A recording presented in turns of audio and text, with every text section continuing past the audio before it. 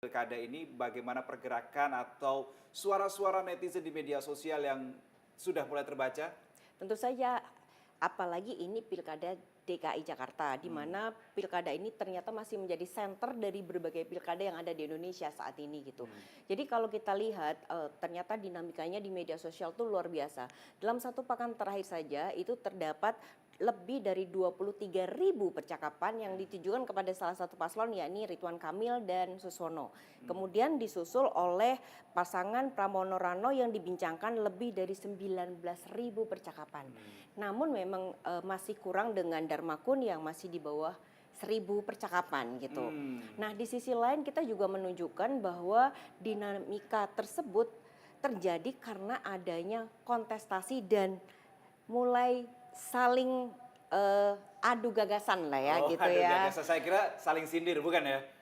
Adu gagasan, katanya kita harus berkampanye secara positif. Ya, Jadi betul. Tapi ada yang gagasan dan di, ada juga mm. memang ada saling serang juga di Oh, situ. sudah mulai ada saling serang Betul di gitu. Dan media ternyata sosial. yang bermunculan di sini itu tidak hanya mereka yang berlaga di dalam pilkada kali ini, tetapi juga ada beberapa faktor yang cukup signifikan yang dia membuat situasi Pilgub DKI itu menjadi sangat dinamis.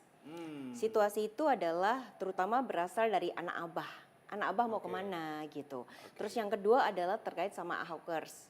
Jadi dukungan mereka itu ternyata sangat berperan penting di media sosial gitu. Nah kedua adalah ternyata isu nasional itu juga masuk ke dalam perbincangan terkait dengan Pilgub DKI kali ini gitu.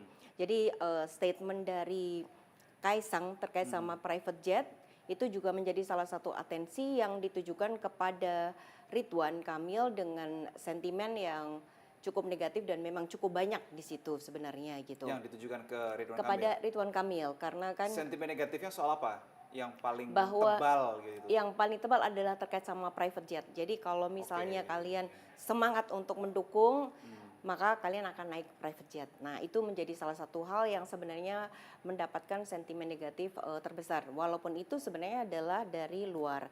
Di sisi lain juga terkait dengan isu yang ditujukan negatif gitu yang ditujukan kepada Ridwan Kamil. Kenapa hingga engagementnya itu mencapai 144.000 gitu ya, jauh dibandingkan dengan Pramono Anung karena ada serangan tadi.